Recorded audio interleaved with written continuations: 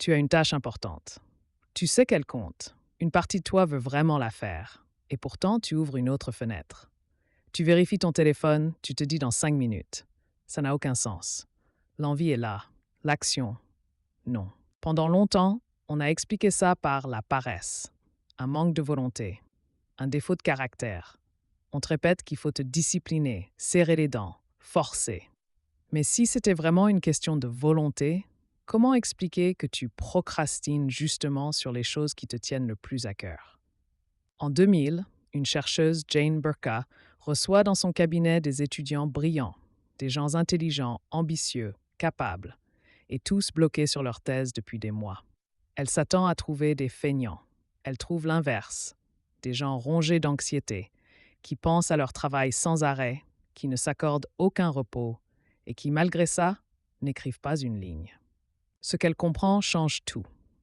La procrastination n'est pas l'opposé de l'action. C'est une stratégie de fuite. On ne fuit pas la tâche. On fuit une émotion attachée à la tâche. La peur d'échouer, la peur de ne pas être à la hauteur, le vertige de ne pas savoir par où commencer. Procrastiner, c'est éteindre cette émotion tout de suite en regardant ailleurs. Une étude de Tim Pichil et Fuchsia Sirois le confirme. Ils suivent des centaines de personnes au quotidien. Le résultat est net. La procrastination n'a presque aucun lien avec la gestion du temps. Elle est massivement liée à la régulation des émotions. Autrement dit, tu ne repousses pas parce que tu manques d'heures. Tu repousses parce que la tâche te fait ressentir quelque chose que tu n'as pas envie de ressentir maintenant. Et là, quelque chose devient évident. Se forcer, c'est appuyer plus fort sur la mauvaise pédale. La première réponse, c'est de réduire la tâche. Rends-la si petite qu'elle ne déclenche plus de peur. Pas écrire le chapitre, écrire une phrase. Ça marche parce que ça baisse l'émotion. Mais c'est une réponse de surface. Elle traite le symptôme. La deuxième réponse va plus loin. Au lieu de fuir l'émotion, tu la regardes. Tu te demandes « Qu'est-ce que je ressens vraiment devant cette tâche ?» Souvent, le simple fait de nommer la peur suffit à la désamorcer. Tu ne combats plus l'émotion. Tu cesses de la fuir. Et là, l'action redevient possible. Mais la réponse la plus profonde est celle-ci. Sirois découvre que les gens qui procrastinent le plus sont aussi les plus durs avec eux-mêmes. Chaque report devient une preuve qu'ils sont nuls.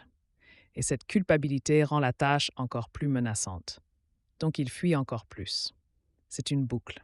Ce qui la brise, ce n'est pas plus de discipline, c'est l'autocompassion. Les gens qui se pardonnent d'avoir procrastiné procrastinent moins la fois suivante. La sévérité nourrit la fuite, la bienveillance la coupe à la racine. Alors, la prochaine fois que tu te surprends à repousser, ne te demande pas pourquoi tu es si paresseux. Demande-toi de quoi tu as peur. Parce que sous chaque tâche évitée, il n'y a pas un manque de volonté. Il y a une émotion qui attend d'être vue. Et si la chose que tu repousses le plus était exactement celle qui compte le plus pour toi? Dis-moi en commentaire quelle tâche tu évites en ce moment et surtout ce qu'elle te fait vraiment ressentir. Si cette enquête sur ce qui nous blue vraiment t'intéresse, abonne-toi. On continue à creuser ensemble.